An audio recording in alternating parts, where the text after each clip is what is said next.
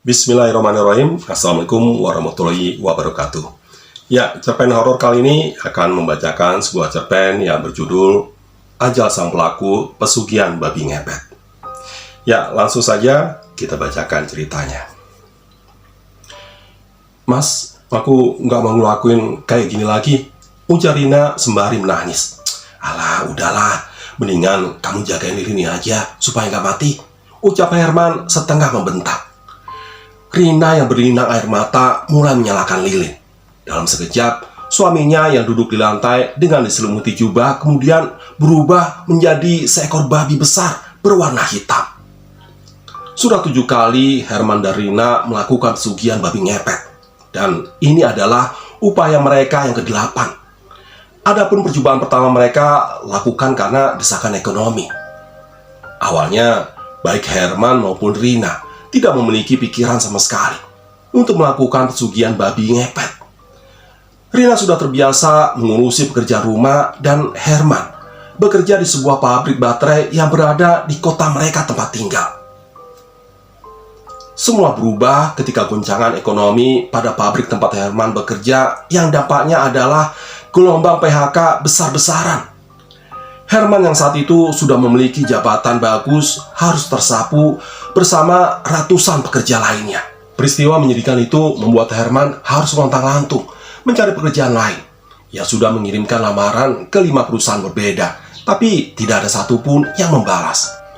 Pria itu berasumsi bahwa penolakan yang terjadi dalam upaya mencari pekerjaan diakibatkan oleh usianya yang hampir menginjak 45 tahun. Uang pesangon pun tidak mereka manfaatkan dengan baik.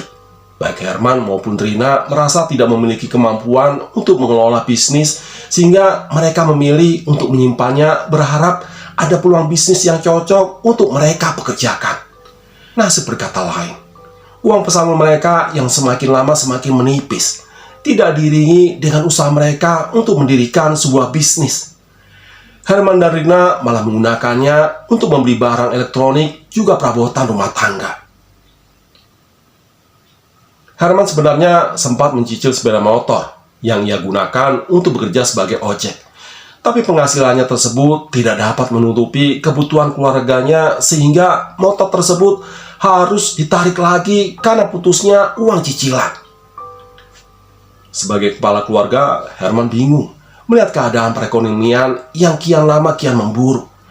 Semua itu diperparah dengan anak sematawayangnya, Iwan, yang sebentar lagi duduk di bangku SMP, yang dimana memerlukan biaya yang sangat banyak. Himpitan ekonomilah yang membuat mereka memutuskan untuk melakukan pesugihan babi ngepet. Berkat bantuan seorang dukun yang dikenalkan oleh teman lama Herman, Herman dan Rina berada di sebuah situasi yang dapat memulihkan keadaan ekonomi mereka.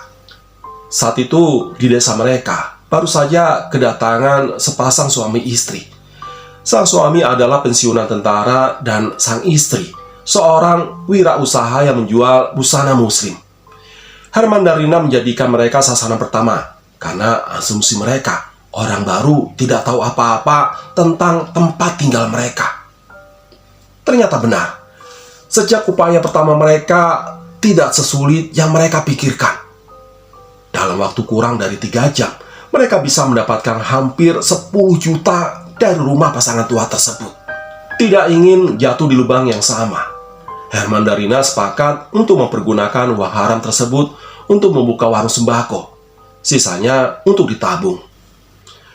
Semenjak pesugihan pertama, keuangan mereka berangsur membaik. Iwan dapat bersekolah dengan tenang. Dan pemasukan dari toko kelontong selalu bisa diandalkan setiap bulannya. Hanya saja, kedua hal itu tidak membuat Herman berhenti untuk melakukan pekerjaan setan itu. Sebelumnya mereka sepakat bahwa mereka akan berhenti ketika keadaan mereka membaik. Tapi kenyataannya, Herman semakin rajin melakukan ritual babi ngepet. Dan dengan alasan, menjadi babi ngepet tidak sesulit bekerja di pabrik atau merintis bisnis. Rina sudah mencoba menghentikan Herman, mulai dari menasihati hingga memohon-mohon. Hanya saja upaya yang sudah ia lakukan berkali-kali tersebut dibalas dengan pukulan atau tendangan berkali-kali. Tidak jarang Rina menjaga temaram lilin dengan keadaan berlinang air mata. seperti malam ini. Ia sudah tidak tahan dengan perlakuan Herman terhadapnya, meski ia sungguh menyayangi keluarga kecilnya itu. Herman tiba di rumah sasarannya. Ya, rumah Ibu Sulis. Ia mengincar rumah tersebut karena baru genap 2 bulan ia ditinggal wafat oleh suaminya. Tanpa seorang anak, hanya seorang asisten rumah tangga yang setia menemani. Herman mulai menggesek-gesekkan hidung ke pagar rumah Ibu Sulis yang tingginya 1,5 meter.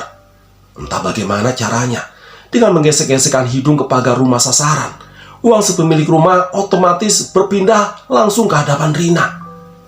Di hadapan Rina, uang pecahan 100.000 berserakan.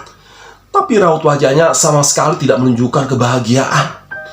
Ia memikirkan keselamatan Herman dan perasaan anak semata wayangnya, Iwan, jika tahu bahwa semua yang dimilikinya adalah hasil pesugihan. Saat sedang asik menggesek-gesek pagar, kemudian ada cahaya yang menyilaukan penglihatan Herman. Dalam wujud babi, ia terperanjat karena cahaya tersebut tidak beranjak. Pertanda bahwa seseorang yang menggunakannya memperhatikannya. Babi! Babi! Ada babi! Teriak seorang pria di atas sepeda motor. Herman tidak dapat melihat jelas wajah pria tersebut karena ia panik dan memutuskan untuk melarikan diri. Melihat seekor babi berlari ketika diteriaki membuat si pengendara motor berpikir bahwa yang ia lihat bukanlah babi biasa. Ia kemudian memacu sepeda motornya untuk mengejar Herman sambil berteriak untuk memberitahukan bahwa ada babi ngepet. Babi ngepet! Babi ngepet! Teriakan tersebut cukup keras untuk didengar sebuah desa yang setiap malam diselimuti keheningan.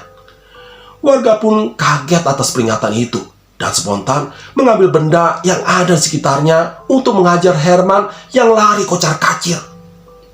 Kesempatan Herman untuk bisa melarikan diri semakin kecil karena ia melihat jumlah warga yang mengejarnya semakin banyak dan beberapanya membawa tali dan senjata tajam.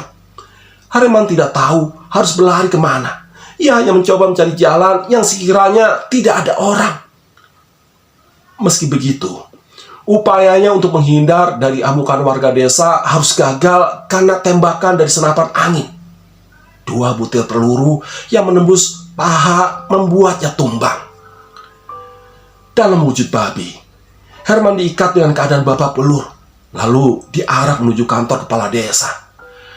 Apa yang Herman lihat sekarang ini mungkin adalah waktu-waktu terakhirnya, termasuk waktu terakhir bagi dirinya untuk melihat istri dan anak kesayangannya yang terlihat dari kejauhan. Pergi membawa 2 tas dan 3 bungkus besar tanpa ia bisa memanggilnya. Demikian kisah ini berakhir. Sampai ketemu lagi di kisah berikutnya. Ya, sampai ketemu lagi di cerpen horor berikutnya. Terima kasih. Assalamualaikum warahmatullahi wabarakatuh.